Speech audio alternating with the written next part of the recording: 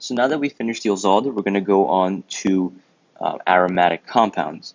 All right. One of the reactions you guys will be learning soon is how we can use benzene and add different substituents to it. All right. But before we get to those reactions, we have to talk about aromatic compounds in general. What makes a compound aromatic, and then what makes a compound non-aromatic, and a third type called anti-aromatic. All right. So let's get started. What we're going to do is we're going to look at benzene. All right, this is always the compound that comes to mind when you're talking about aromatic compounds. So, what makes this guy aromatic? Well, there are a couple of criteria that we have to follow. All right, so number one, you need a ring. Number two, the compound must be planar. All right, and number three, you need to have a fully conjugated pi system.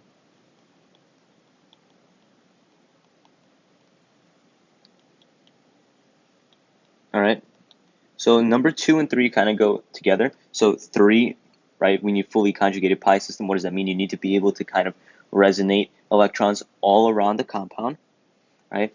And to do that, you also need to have a planar compound so that all the orbitals can properly overlap, all right? The fact that it's planar helps it overlap, right? And so if I were to draw, like, let's say, a little diagram of benzene here,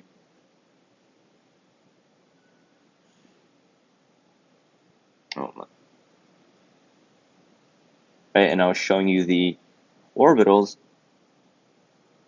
There's one.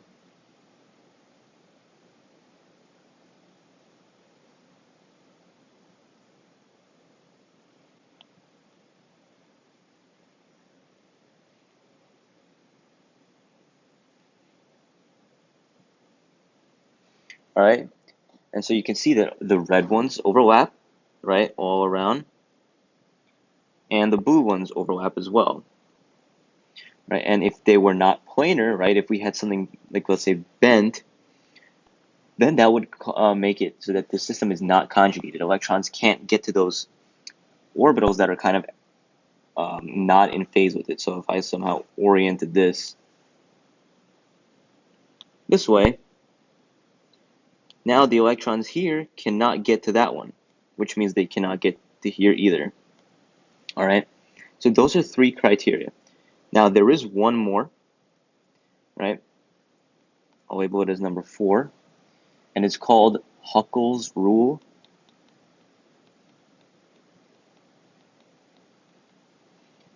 And I'm going to write right over here 4n plus 2, right? So we use something called the 4n plus 2 rule.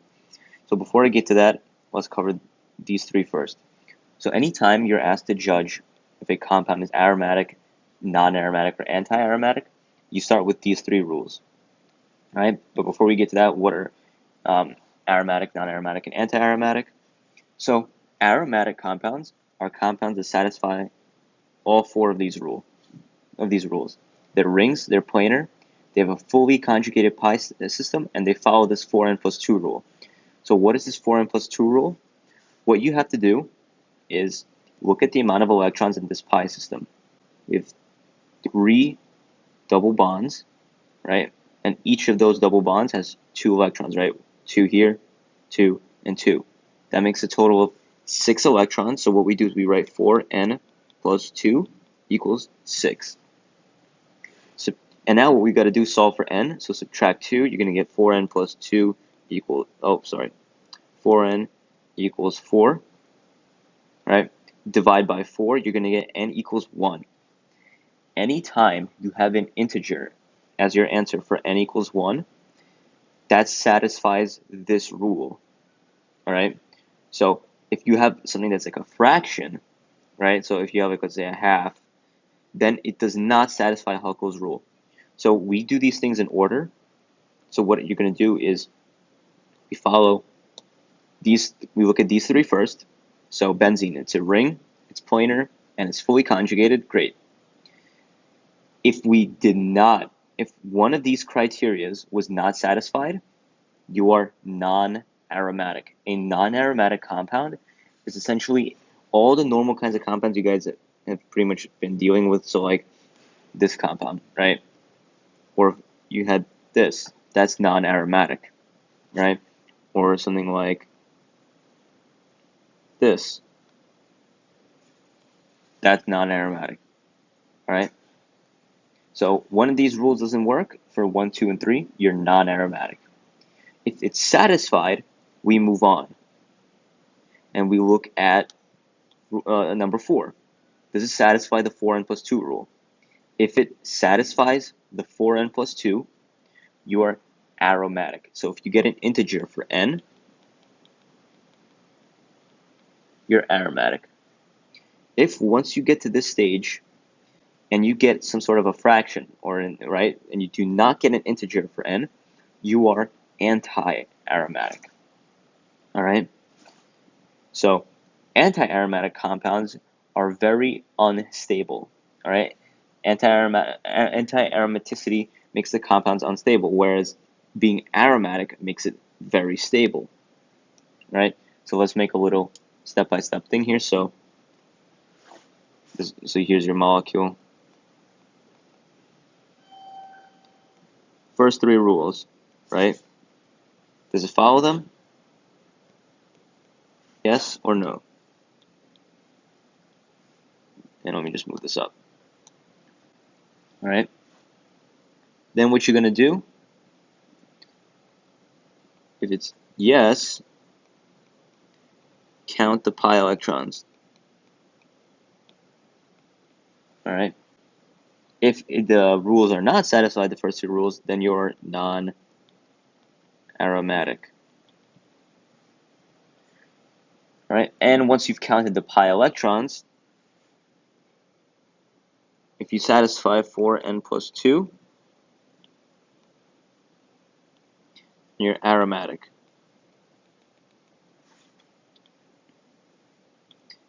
If we do not satisfy 4n plus 2, anti-aromatic.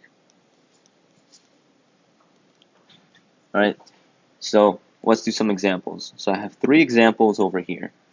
All right, we're going to go through each one, and we're going to figure out if they're aromatic, anti-aromatic, or non-aromatic. All right, so this first compound, right, we have this 5-membered ring. It's got 2 double bonds, and it has these lone pair over here, right, giving it that carbon a negative charge. So let's see if it follows the first 3 rules. So if it's a ring, planar, and fully conjugated pi system. So definitely a ring. Now the whole idea of it being planar, that's going to be a little bit obviously hard for you to figure out unless they somehow just show you wedges and dashes, right? So what I would just do is, unless they specifically focused on a compound in a lecture that is a clear example of something not being planar, don't worry about it. Unless they tell you in the question it is not planar, right? You can assume it's planar. And also I would pay attention if in a lecture they focused on a specific compound, right, and kept mentioning that it's not planar, right? Focus on that one too. All right? So we got the ring covered. We're going to assume it's planar.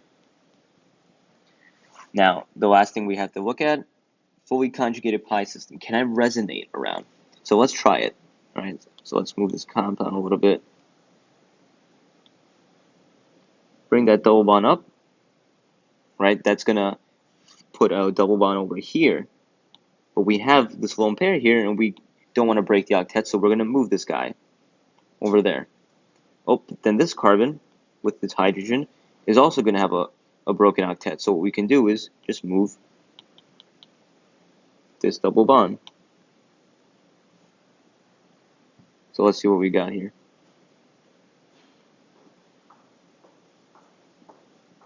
Oh, my mistake.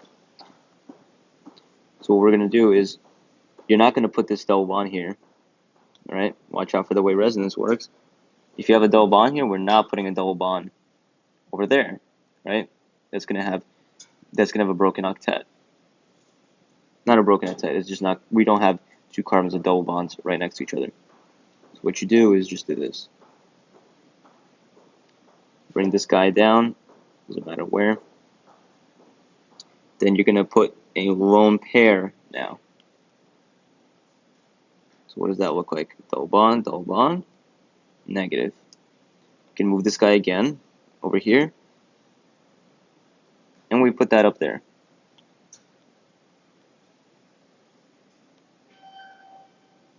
So now you're going to have the double bond there, a double bond there, negative. Alright? So you can see that I was able to spread around the electrons across all these carbons. Right? That means it's fully conjugated. So we're going to say check for conjugation. It has to be around the entire compound to count. Right? The entire ring. So we have this now. Now, so we satisfied those three rules, so it can't be non-aromatic. If one of these rules was not satisfied, we are non-aromatic, right? But we satisfied them, so now we have the choice. It's going to be either aromatic or anti-aromatic, and the way we figure this out is 4n plus 2. So 4n plus 2. Now, how many electrons does it have? How many pi electrons? 2 from this double bond, 2 from this double bond, and that lone pair is another 2, so that's 6. So I'm going to set this equal to 6, subtract 2, 4n equals 4. Divide 4 by 4, you're going to get 1. So it satisfies Huckel's rule. So this is going to be aromatic. Alright, so now let's go to this next guy. Move him here. So this is a 4-membered ring, 2 double bonds. So let's see first if it satisfies these three rules. A ring, planar, and fully conjugated pi system. It's definitely a ring. Is it planar? We're going to assume, yeah, it's planar, right, unless told otherwise. And does it have a fully conjugated pi system? Well, what I could do is I could move that double bond up over here, bring this guy down, and you're going to have this now. And then I could do the same thing again. And I'm just going to be back to that one. So yes, it is fully conjugated. So this is not going to be non-aromatic. It satisfies these three rules. So we move on and count the pi electrons. So let's see. This has 2 double bonds, each with 2 electrons in those pi bonds, right? Specifically the pi bonds. So that's going to be a total of 4. So 4n plus 2 equals 4. Subtract 2, you're going to get 4n equals 2. Divide by 4, n equals 1/2. That's not an integer. So because we didn't satisfy Huckel's rule, we're going to be anti-aromatic. So this is an anti-aromatic compound. Anti-aromatic compounds are not stable. They're very unstable. Alright? Next guy. So let's see. First thing. Ring, planar, fully conjugated. It's a ring, yep. Assume it's planar unless told otherwise, or unless they focused an electron on a specific compound that is not planar. And is it fully conjugated? Well, let's see. We have these 2 double bonds, but here's the problem. There's 2 hydrogens here. Remember, in resonance, we can't break single bonds. So try to move that over here. Well, we can't. There's already 1, 2, 3, 4 bonds to that carbon, right? So adding that double bond is going to break the octet. So this is not fully conjugated. Therefore, it is non-aromatic. It fails one of the first 3 rules. So non-aromatic. All right. Now, I do want to cover one other thing before this video is over, a special thing that trips some people up. What happens when you have something in the ring? So something like this.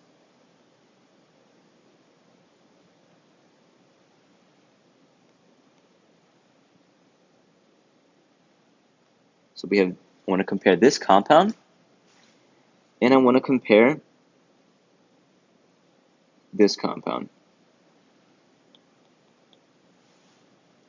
So just be careful. We still have a lone pair on this nitrogen, and that is going to be important.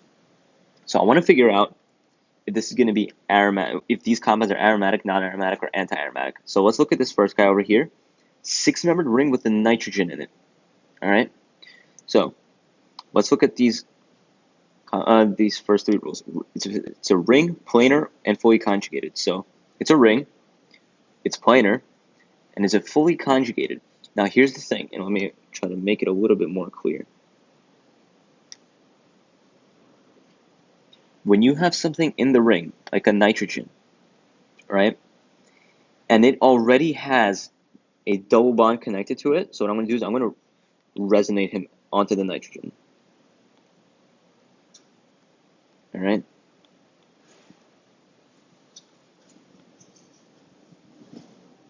So I'm going to resonate him onto the nitrogen, carbocation. This has now two lone pairs and a negative charge. All right. So the way that the orbitals work, right, is that here, if I were to draw them out for you, and obviously on the test you're not going to be drawing out these orbital diagrams, but it's just hopefully to make it a little bit easier to see and connect to what I was talking about before, right? So let's say we had all these orbitals, right? Remember, we want it to be fully conjugated.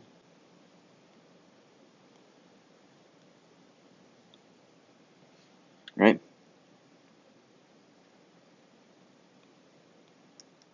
Now, because it has these two electrons here, it has two of these p orbitals, right? One of them is pointing like this, right? We have the vertical style. The other is going to be this way, horizontal. One of those lone pairs is in that orbital, right? We're gonna call it this one right here. Oh, I'm sorry. Doesn't really matter, but let's just pick that one, the one that I resonated out. The other lone pair, right, because we have two over here, is over here in this orbital. Now remember, we cannot resonate electrons from an orbital that is not lined up with the others. So while this guy can resonate here, which can then go here, here, here, here, and then back, we cannot resonate this guy, like let's say over there. He is not lined up with that orbital. So what does this mean? It means one of these lone pairs is in resonance. The other one, that one, is not. So when you do the 4n plus 2 rule, remember, we only count the pi orbitals, right? Those orbitals that are able to resonate through those p orbitals, this does not count. All right? So nitrogen, if it has a double bond bound to it, that is the only double bond. Those are the only electrons part of the nitrogen you're counting. You are not counting those for 4n plus 2. All right? Looking at this guy, he doesn't have a double bond connected to him already. He's got that lone pair, which is capable of resonating throughout the whole ring. All right? So you have to watch out for that. Right? So you have to know that one of the lone pairs will resonate, will not, and one will. And so what they do is they usually draw this bond here to trip you up thinking, oh, I could resonate that lone pair around, but you cannot. Right? This bond is already the resonated version of this lone pair. All right? So let's keep that in mind when we're figuring this out. So does it satisfy the first three rules? Is it a ring, planar, and fully conjugated? Looking at this first guy right here, right? So it's a ring, it's planar, and I can fully conjugate it. Bring that over there, over here. Do this, and now you're going to get this compound. Lone pair still there. Double bond moved over. So yes, it is in fact fully conjugated as well. So we know it's not going to be non-aromatic. So we have to count the pi electrons. So let's see. How many pi electrons does it have? Double bond, and another double bond. Remember, we don't count this because it's not capable of resonating into the ring, so it does not count towards those pi electrons. So this has 6 electrons, so 4n plus 2 equals 6, subtract 2. 4n equals 4, divided by 4, n equals 1. And remember, you can have other integers, 1, 2, 3, 4, 5. Doesn't matter. Right? For some reason, all these that I picked have 1 as their Huckel's rule integer, but that's fine. So this satisfies our criteria for Huckel's rule, so this is going to be aromatic, right? So that is going to be an aromatic compound. Now let's go on to this guy, all right?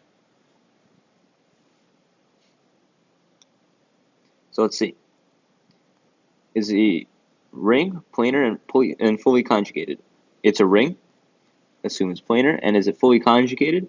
I can move this double bond over there, this over here, right? And we can also resonate this guy, let's say, onto that carbon. Doesn't matter, right? And so we're definitely capable of moving all those electrons around. I can form a double bond, form another double bond. Let's say maybe get something on that carbon, right? All that works out. So as long as you can resonate to all those atoms, you're fine. So we're not going to be non-aromatic. Now, does it satisfy the 4n plus 2 rule? So let's see. How many pi electrons does it have? 1, 2, and in this case, this is capable of resonating into the ring, so it also has another 2 from there, so that's a total of 6. 4n plus 2 equals 6, and I'm going to skip because we just did that. It's going to be 1.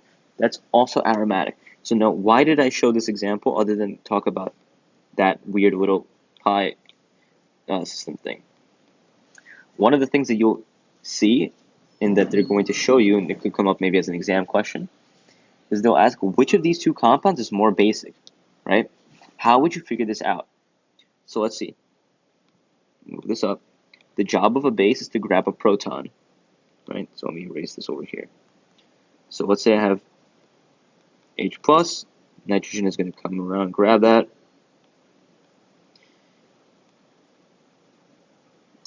And so our product is going to look like this. That lone pair, grab that H, and our formal charge is going to be a plus on the nitrogen. Let's do the same thing for him, for this guy. Just move this. So he's going to grab an H, proton. It's going to use that lone pair. Product is going to be this.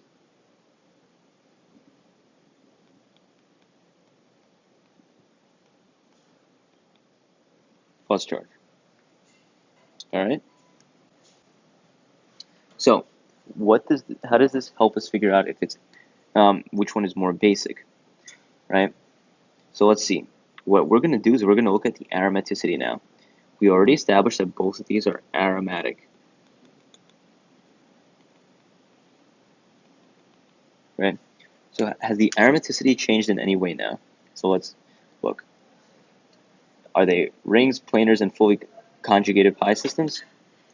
In this guy, it's a ring. He's still planar, and I can take this double bond, still move it over there, over here, and move this over there, right? So he still works. So let's draw the resonance just. So we have that there. Oh, a mistake.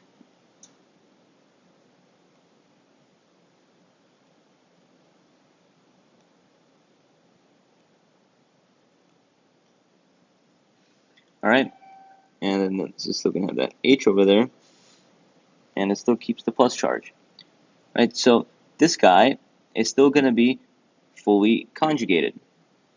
All right.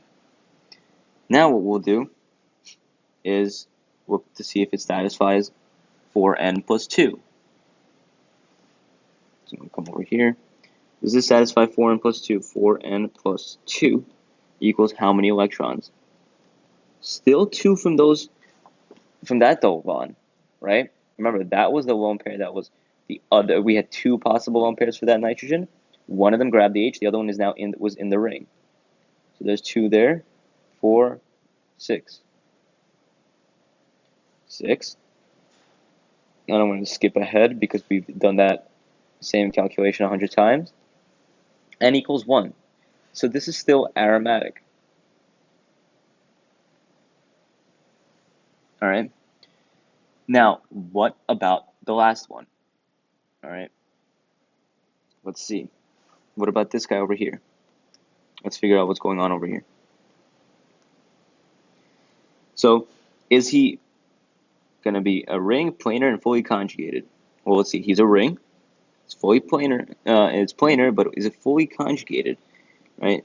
So, let's say, yeah, these two carbons already have double bonds, so I can resonate to that carbon.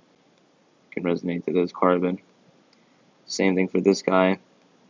And it's for this guy. But the problem is, this nitrogen is not participating in resonance anymore. Right?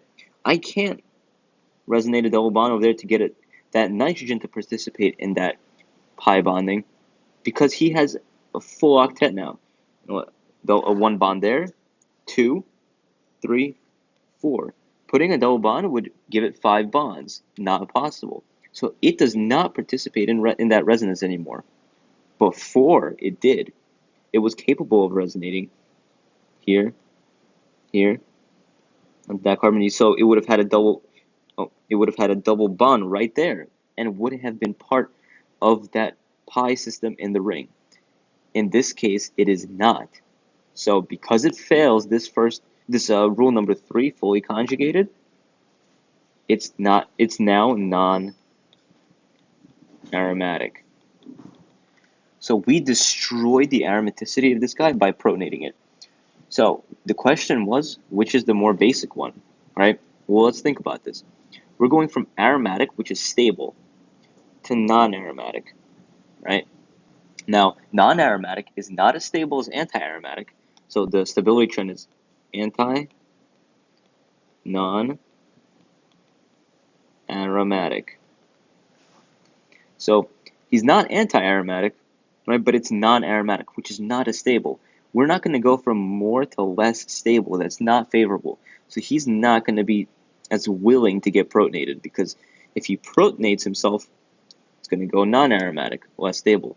This guy over here, he's going from aromatic, and then when he protonates himself, he's still going to be aromatic, right? So he's still pretty stable. So the question is, which is the more basic one? Well, like we said here, it's not going to be likely that he's going to grab the proton because he's going to go from aromatic to non-aromatic, less stable. So he's actually going to be the more basic one, this 6-membered ring with the nitrogen, all right? And in case you were wondering, the pKa of that compound right here is 5.25. Or actually, I guess I should say it of this guy, the protonated version. 5.25. The non-aromatic one has a pKa of -5. Alright, so that means it's the lower your pKa, the more acidic you are. So this guy is really acidic because if he goes and deprotonates himself from non-aromatic, he is going to end up aromatic, which is really, really stable. Right? So in the end, the question of which is the more basic one, it's going to be, let me just clean this up. We're going to have this compound being the more basic because he's still going to be aromatic when he protonates himself. Whereas this compound, the 5-membered ring, goes from aromatic to non-aromatic, which is less stable. All right? So I hope that this video was easy to understand, and I hope it helps you guys. In the next video, we're going to go on to something called frost circles, which is related to this idea of aromatic, non-aromatic, and anti-aromatic. All right? See you guys in the next video.